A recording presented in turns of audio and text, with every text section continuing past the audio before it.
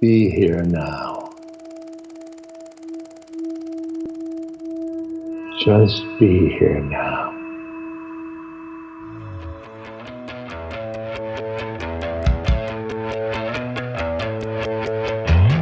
Welcome to the Be Here Now guest podcast. This series features a collection of teachings and conversations centered around mindfulness, spiritual growth, and living a life in balance. Each week, our diverse network of guest teachers and hosts offer up wisdom and practices from a different spiritual path and perspective. If you'd like to support the podcast, please visit BeHereNowNetwork.com/donate.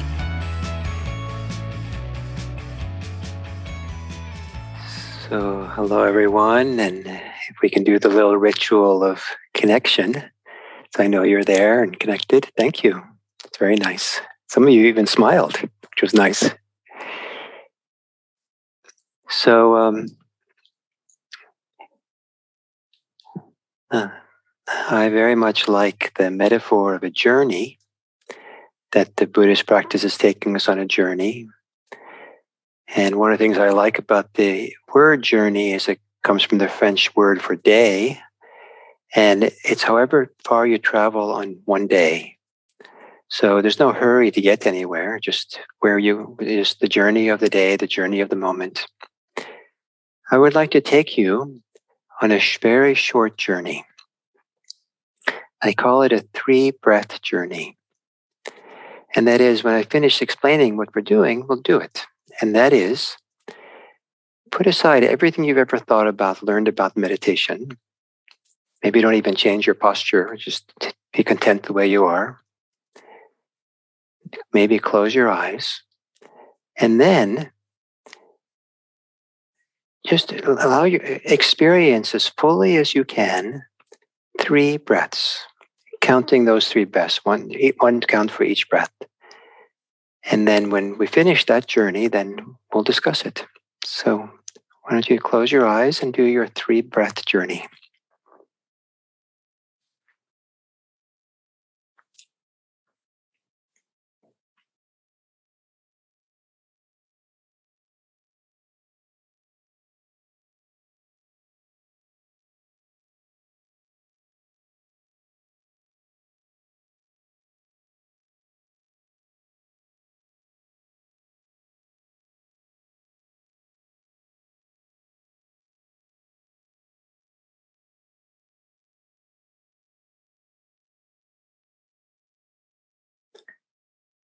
And then when you're finished, you can open your eyes.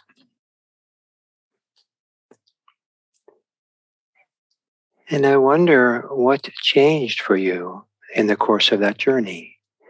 Were you exactly the same at the end as you were when you started? Did something shift and change? What was that?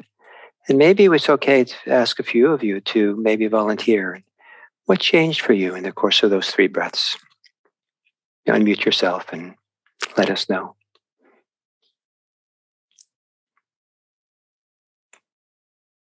Or if you want to do it a little bit more orderly, you can raise your hand. I think I saw Claire's hand. Yes. I just imagine that my breath was the tide going in and out. And I felt like I was breathing in the ocean and breathing it out. And beautiful. And how were you at the end? The different than when you started? I felt very expansive. Okay, wonderful. Someone else? Yes, Wendy. I just felt calmer and more settled, and my heartbeat slowed down and just more present. Thank you.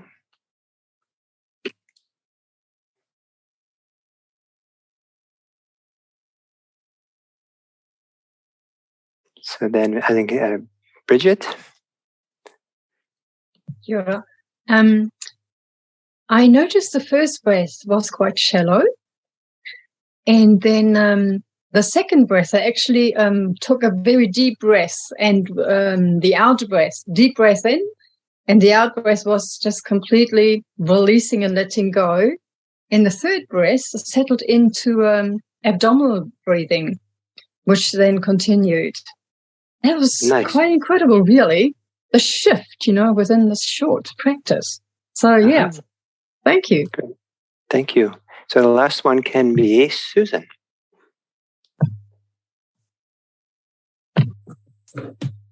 Mine was very similar, really. The first breath, I felt myself starting to relax, and the second one, my shoulders dropped, and then it was much deeper breath, the third breath. So it was, just a process. Wonderful. So I don't expect everyone to have it that's easy, but it's possible sometimes very quickly to have this 3 breath journey to shift things kind of quite strongly, quite significantly, that short of a time. However, when we meditate sometimes, the first 3 breaths are not like that. Why are the first 3 breaths not already starting that process? What might you be doing that maybe gets in the way of that simplicity of just settling in like that? Any volunteers for? It can be a guess. You don't have to know for sure. Or it can be what other people do rather than personal. But what do you think? What gets in the way? And yes, so that's Nadine. I think I'm getting ready for a longer journey. So it's the expectation that, this is just preparing myself for the next breath. To number 3. So you're living with the idea of time in the future. That's what you're bringing that along. I'm actually in the future all the time. Oh, okay. It's not only tomorrow for me. It's not only tomorrow for me. So in that case, you're missing out on a lot that's available here. Okay, great. Thank you. Someone else?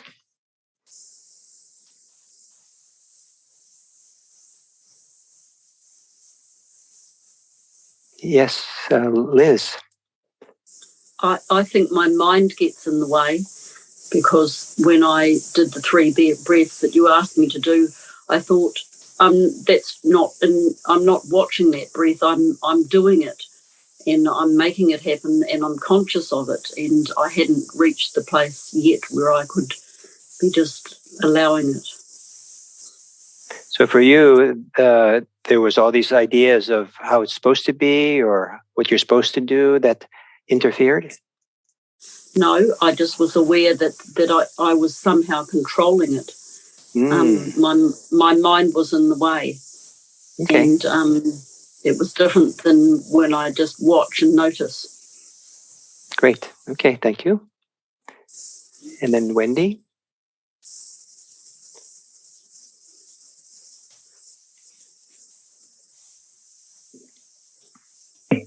Sorry, I'm not so good at this. I was aware of the busyness when I start a meditation and sit down and take those 3 breaths. I'm aware of a certain amount of busyness that I'm bringing to the sitting, and maybe lack of mindfulness that has crept up. Mm-hmm. And and just having these 3 breaths to do, were you able to put some of that aside and just settle in more, or was it that busyness there, just in 3 breaths, nothing changed? It depends. Sometimes I can already feel it might be busyness of the mind, and put into practice that sort of settling of that sensation. Sometimes it's just an awareness that comes, and that's a good place to start from. It doesn't always go away instantly, no. Nice. Thank you for those comments. Some people, when they start meditating, have all these ideas of what meditation is that sometimes interferes with the simplicity of just being with the simple breath in the moment. And some people find that this 3 breath journey is a way of kind of putting aside meditation, ideas of how it's supposed to be, just being very simple and just being with the breath in and of itself, that there can be a shift in 3 breaths. But if we have 45 minutes to meditate, sometimes there's a whole 45-minute idea, and that we're supposed to do this big project, and it's so far to go, and I'm just beginning, and it can interfere with the simplicity of just being there for 3 breaths. The 3 breaths journey can be done anytime in life. You have 3 breaths standing in the market line, waiting for your turn at the checkout counter. It can be done before you start eating your food. It could be done before you start meditating. It can be done in the middle of a meditation session. So just to be mindful of 3 breaths, be present for it.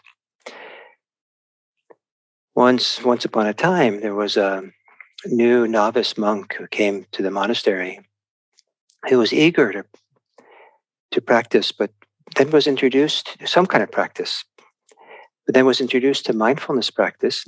It was a new thing for this monk, this novice. So the novice asked the abbess, "When am I supposed to be mindful?" And she answered, "When it's the best alternative." If you have a better alternative than being mindful, maybe don't bother being mindful. But when mindfulness is the better alternative, please be mindful. And sometimes, there are times when, if we're honest with ourselves, what we're doing with our minds is not necessarily the better option, the better alternative. And as we learn the art of mindfulness, how it can be done, it's possible to learn that more and more it's actually one of the best alternatives going. It's a way of being present and with some kind of clarity, where the clarity itself is not weighed down by attachments, by burdens we carry on our shoulders, by shoulds and shouldn'ts, by big projects. It's the radical simplicity of just being present is a simplicity that is not weighed down by those things. Whereas too often in a human life, the alternative to that kind of attention does involve some kind of stress, some kind of clinging, attachment, some kind of pressure, some kind of lost in an imaginary future or reviewing a past. That sometimes it's nice to do those things, but over time, the qualitatively best place to be is to really feel like you're present, aware, here and now. And as the practice of mindfulness grows, less and less will appear to be the better alternative to mindfulness. More and more mindfulness will seem like the better alternative. But it's not an alternative that rejects things or turns away from things. It's actually an alternative that's, if you kind of use a metaphor in a sense, that's big enough to hold all of our life. So it's an alternative that just makes room for everything, as opposed to an alternative that rejects something automatically. So the 3 breath journey maybe is a better alternative to what you can be doing with your time for those 3 breaths than many of the other things you're thinking about doing or you are doing. Then the question is, in the time it takes 3 breaths, are you willing to give yourself to the 3 breaths? Or is the not so good alternative much more compelling? What is the attraction to it? What's the gravitational pull to it? What's the stickiness that might keep us in our preoccupations, concerns, fantasies, stories that we're living, all kinds of things? This is a fascinating thing to discover and practice. To discover why is it, if we know that there's something better to do, why don't we do it? Why do we stay, ruminating, stay repeating the same stories sometimes, the same criticism, the same kind of deflating kind of thoughts? So this is a very serious question that I think practitioners have to grapple with and deal with. And the lawyers of the mind will come along and argue, their case for why you should be attached. And it's kind of, if you pardon me, maybe I don't want to be challenging your mind in some unhealthy way or disrespectful way, but it's kind of ridiculous that when just for 3 breaths to the better alternative, that you wouldn't do it. Maybe. So as we practice mindfulness, awareness practice, we start appreciating more and more what a great alternative is to other things we could be doing. And as we feel this alternative that we can do, we're lucky.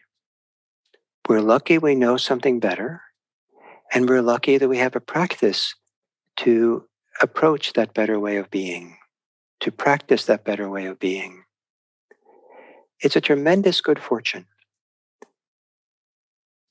And so as people get a better sense, more and more sense of that this is good, the honesty of mindfulness, the clarity of mindfulness, the 3-dimensional ways in which we enter into the present moment more fully, it's good.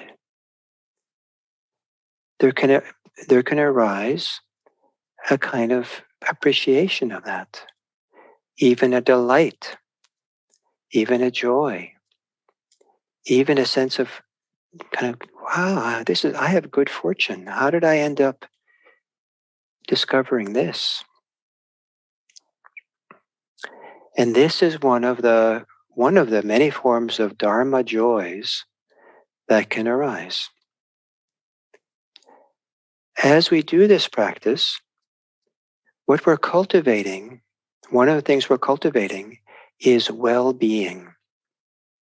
And I use the word well-being as an umbrella term for things like delight, gladness, joy, happiness, contentment, bliss, ecstasy, rapture, warmth,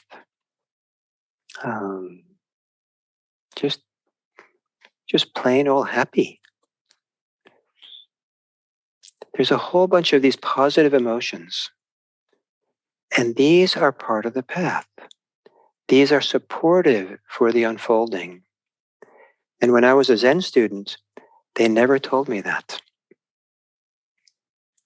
And in fact, Zen always seemed so stoic and strict and serious when I practiced it. And one of the consequences of that was that as I started having some feelings of well-being through Zen practice, I kind of dismissed them. I kind of ignored them because I had the serious thing to do.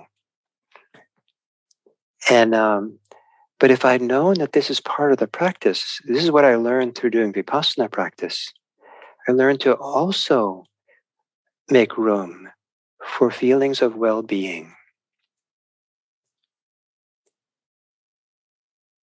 Now, some people are chasing happiness.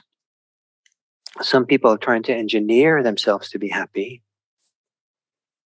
But that's really not how it's done.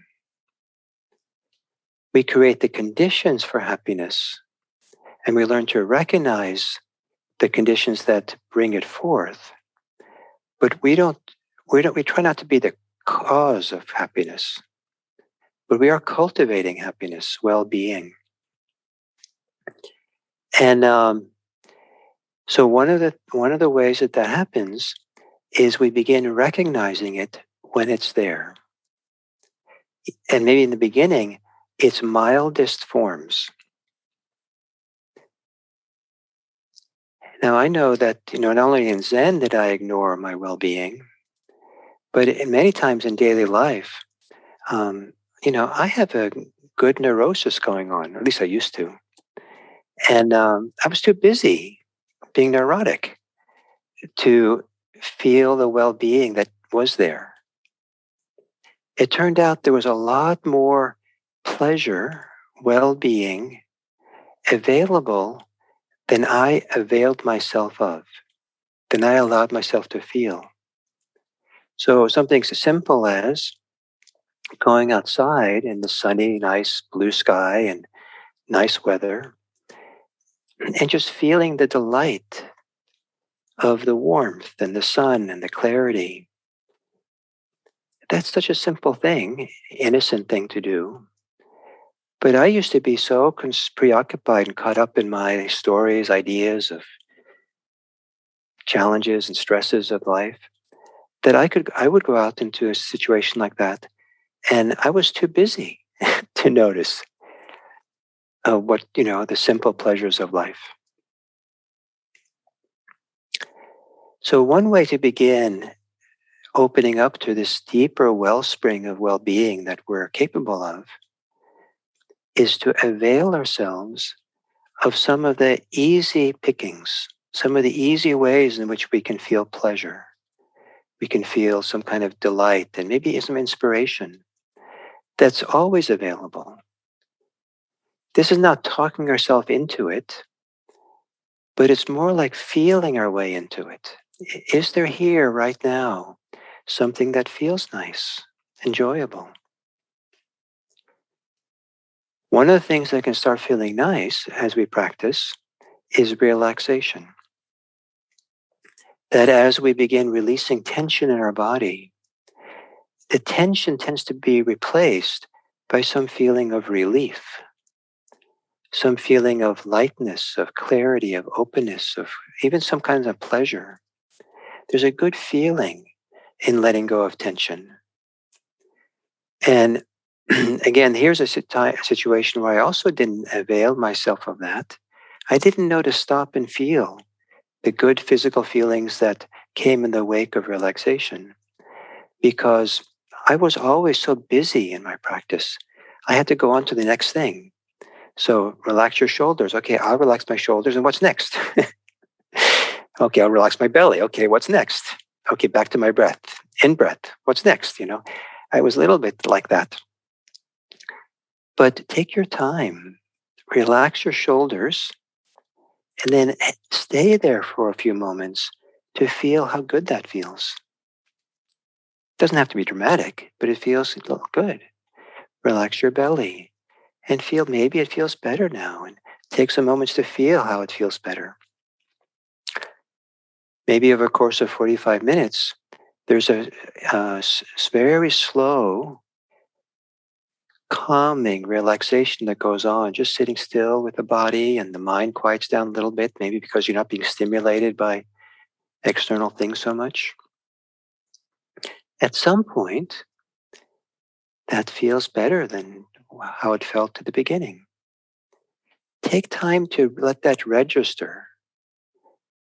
Feel the goodness of it. Feel the well-being or the contentment or that's nice, the pleasure of that. This is not supposed to be hedonistic, where you lean into it and savor it and all that, but rather it's beginning to allow these positive feelings space to grow and be cultivated, to have their time under the sun of awareness, to let them grow and expand. One of the reasons this is really helpful for mindfulness practice is that it's a little bit easier for your mind to want to be present to what's pleasant than it is to be present for what's unpleasant. And so if you start recognizing the aspects of the present moment that are pleasant, then your mind is more likely want to stay present, be with it, and stay with it, and coming back from being distracted, you're coming back to something pleasant. So that's nice rather than something unpleasant. Some people now hearing this, though, might try too hard to only experience pleasure, only experience what's good, and kind of, put blinders on or get all tense, staying all tight to what's pleasant. That doesn't work either. We have to also, when you do this practice, learn to be comfortable with discomfort. Learn how to be present with what's painful and difficult. And that'll come eventually. You can't, sooner or later it'll find you. So you don't have to go racing into the unpleasant. But always, practice with that. But if there's some pleasure, some delight, some joy, some gladness, just you're glad you don't have to be at work. You're glad you don't have to do, I don't know what. In a residential retreat, some people are just glad they don't have to cook anymore. And so to allow for that gladness and appreciation, and that'll make it easier to be present for things when they're difficult. Another way to experience some sense of well-being in practice is to find a way where you enjoy being mindful. Find a way that it feels nice to notice you wandered off into thought for the 10,000 times, and you begin again with your breathing. So I used to have the kind of like a pouncing attitude towards mindfulness. So the jerking, I would jerk my mind around. My mind would wander off, I'd jerk it back to my breath. The mind would wander off, I'd pounce back to my breath. The mind wandered off, and I was like dismissive of my mind, like just stop that, come back. It was kind of like a little bit of a war zone.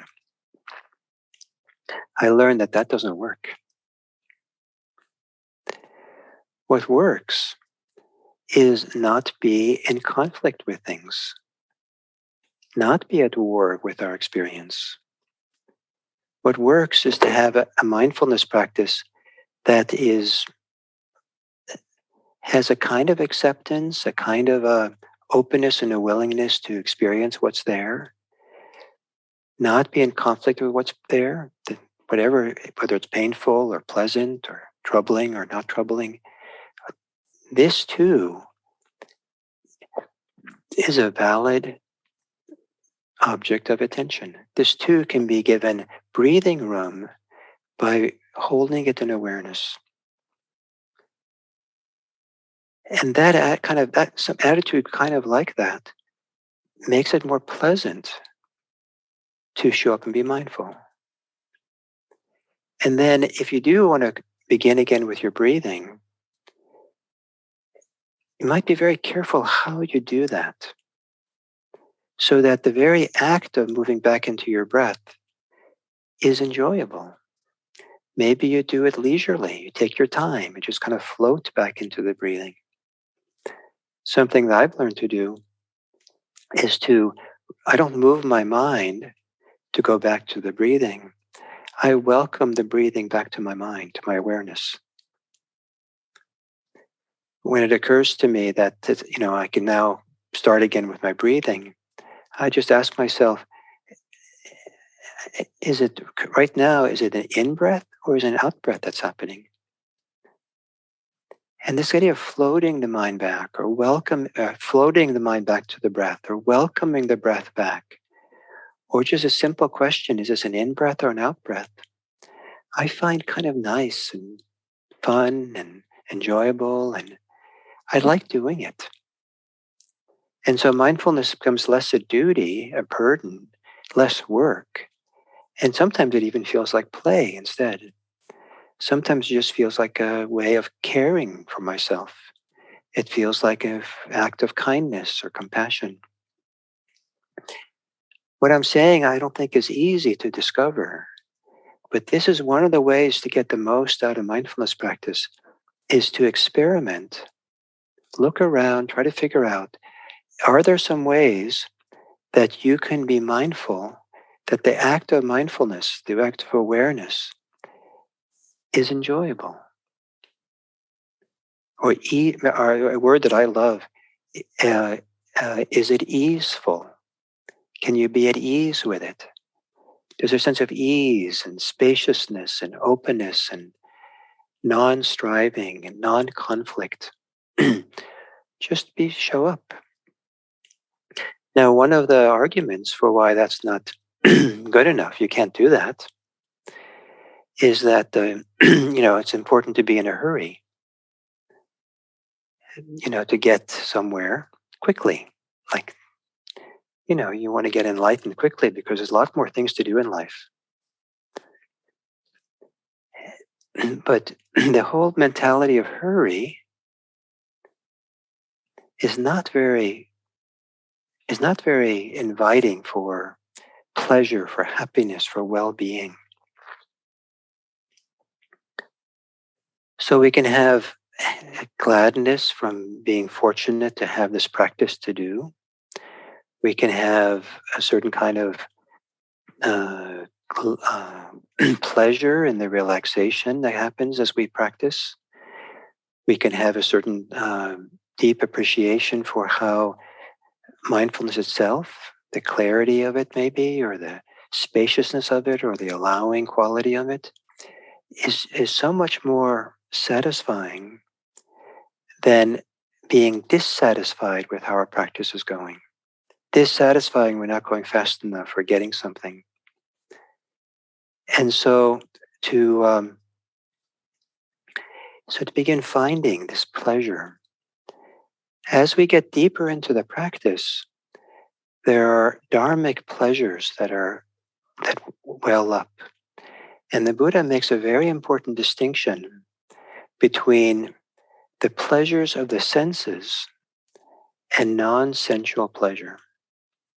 Pleasures of the senses, tasting nice food, or getting a nice massage, or listening to nice music or something. And there's nothing wrong with that pleasure, though sometimes people get wrapped up with it that's in complicated ways. But there's a whole other kind of pleasure that is not of the senses, that is a welling up from within. And so it's not dependent on the external world. The world doesn't have to be providing us with rewards or with things being just right, but rather the conditions within are such that there's a wellspring. The word wellspring is used intentionally because the Buddha describes joy, a kind of this dharmic joy that arises like an underwater spring, fountain of water, that spring flows refreshing, cool water into the quiet lake.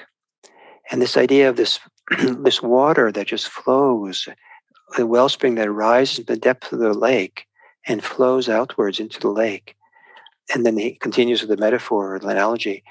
In a lake in which there's no rivers bringing water into the lake, no rain bringing it in, all the refreshed water is coming from inside. So this is what he's using this analogy for, is for what it can feel like inside when we get settled enough and engaged in this simple practice of mindfulness, but in a focused way, a stable way, a steady way. It makes room. It kind of begins to evoke this deeper sense of satisfaction, deeper sense of joy and well-being, deeper sense of contentment that has a source that's non-sensual. The Buddha said about this kind of joy, that this is a joy you don't have to be afraid of. So I don't know if any of you ever was afraid of joy, but in case you are, this is a kind of joy that's not to be afraid of. And what does it take for this deeper, non-sensual joy or pleasure to arise? one of the conditions for it is making space for it. If we're claustrophobically involved with all our thoughts and concerns and challenges of life and ambitions and fears and all things that people have a lot of, it's not like, I don't want to disrespect the challenges of what, our life conditions and what it brings us in terms of how their mind works. But our preoccupations make things claustrophobic. And we don't have room to experience more fully what's here. How do we make room to experience well-being so it has a chance to surface and come? One of the ways is to practice mindfulness of the body. Turns out that being present in your body, having the ability to feel your body and rest in the somatic experience, the physiological experiences of the body, is a way that we give the body room for well-being to flow through us. A more deeper kind of dharmic joy and happiness that's possible is experienced through the medium of our physical body. So if we're living from the neck up in our head, it's certainly possible to have mental pleasure, fantasies or problem solving or things. But oddly enough, for the Buddha, the kind of mental pleasure of thinking fantasies or solving puzzles in your mind is considered sensual pleasure. But if we can drop below the neck and give time to feel our experience, our physical experience, it's kind of like giving breathing room in our body so there's space for something to begin to unfold and move.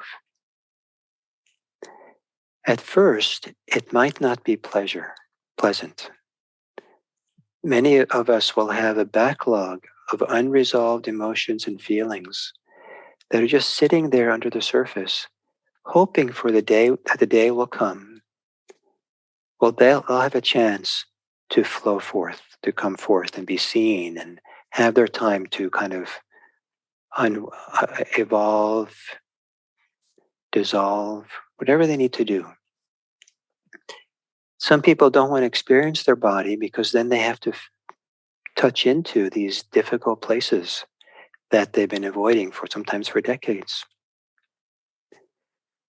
But it's kind of the ticket that if you want to let your body become your friend, that allows you to begin experiencing so many beneficial states, you have to first open to your body and be willing to befriend your body.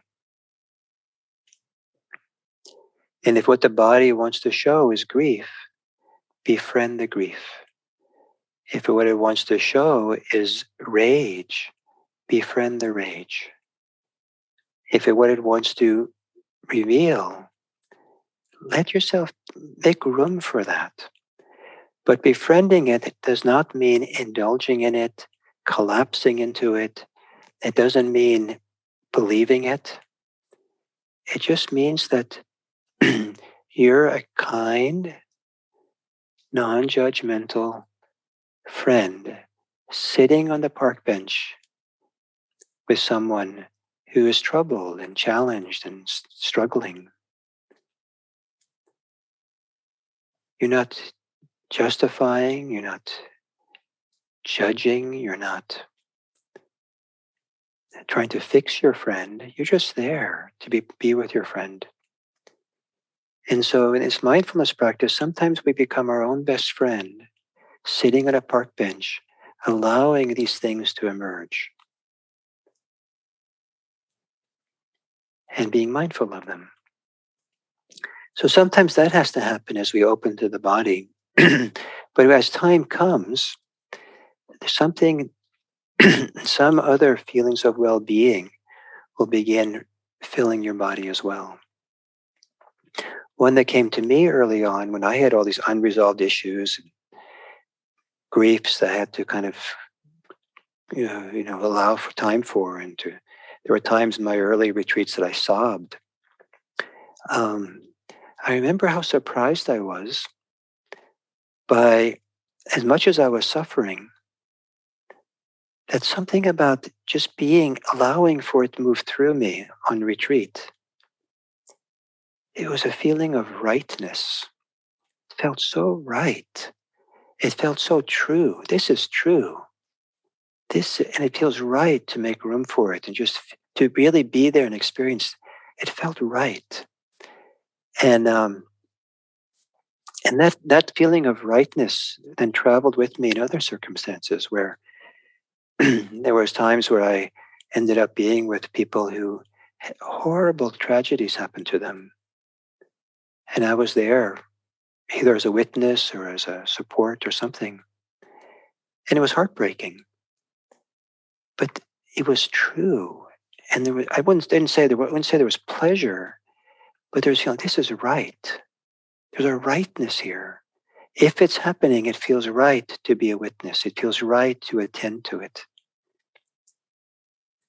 And that feeling of rightness I put under this category, this umbrella of well-being.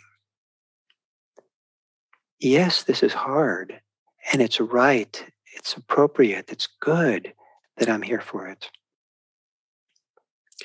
And then as we continue practicing and making room in our body to experience what happens in the body, then we can start feeling more easily the good feelings that come when we relax, when we let go of tension, the good feelings that come when we feel a deep satisfaction, good fortune of being able to do the practice, the good feelings that comes when we feel the support of a sangha, community that we're practicing with, maybe. It's remarkable to me, this, I don't know how it's been in New Zealand, where you all are, but because here in the United States, there's been so much isolation, so much, being alone and separate from people. And I've been surprised now that we're starting to come together a little bit.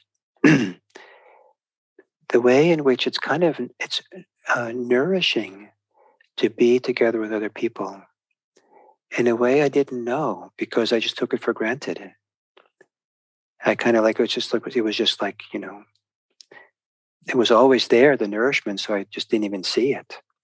But now, having spent 2 years where I haven't been personally with many people at all, starting to be with people again, it just feels something different is happening.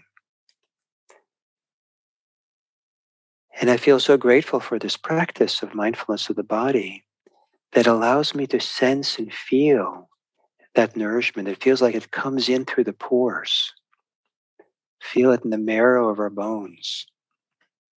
Kind of glowing in the muscles and tendons.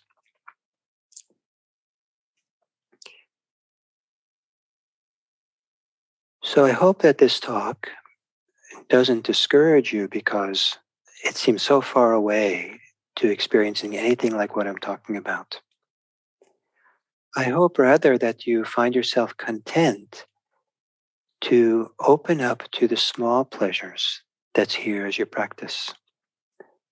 That you allow yourself to experience the small joys, the small delights, the small happinesses that might be here, but you've often overlooked.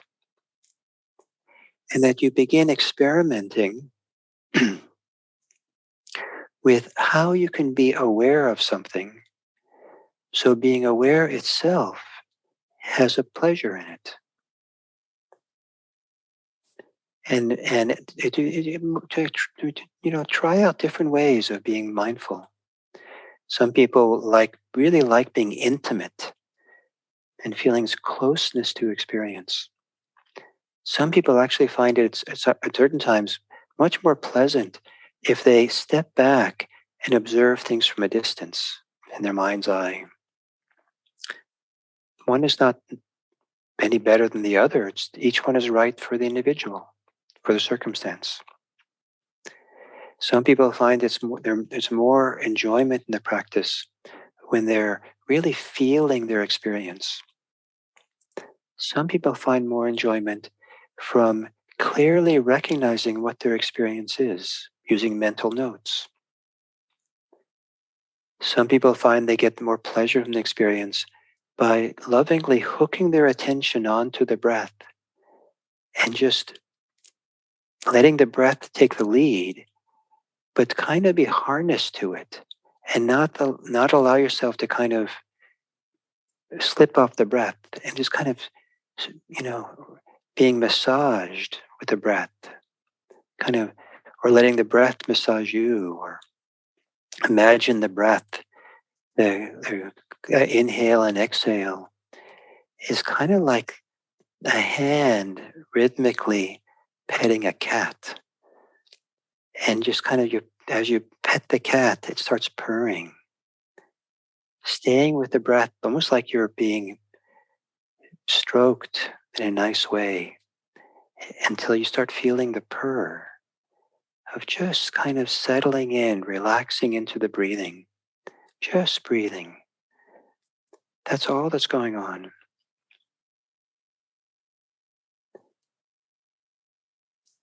The more you're able to do just one thing at a time, the chances are the more of this deep dharmic pleasure you'll be able to feel. It's not automatic. It does require you to create the right conditions to make room for that joy to arise. You have to not allow yourself to be distracted in thoughts. You have to take a little bit of time not to be in a hurry and to receive the experience. What's here that you can receive that's enjoyable? What's nice right now? That maybe your thinking mind would never occur to it to notice. Maybe there's all kinds of problems outside the room you're sitting meditating in. But in the room, it's safe. How nice to be safe. In the room, maybe it's quiet or something. In the room, you left hopefully your phone somewhere else. No one's going to call you. Isn't that good? I don't know. So each of you will find your own way. So all the examples I've given today, I'm hoping what they do is point to something that you can translate into your own way of being in this world. But the principle is that what we're doing in this practice is cultivating well-being.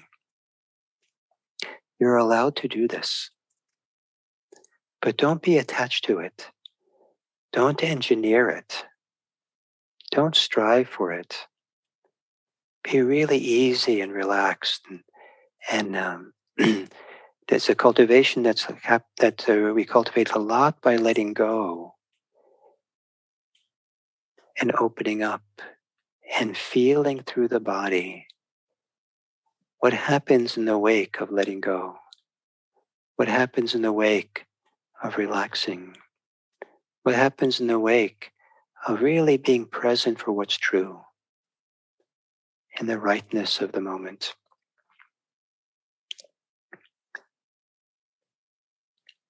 And whenever you feel like it, you can take a 3-breath journey. May it be a good alternative for you to carry along with you. Thank you.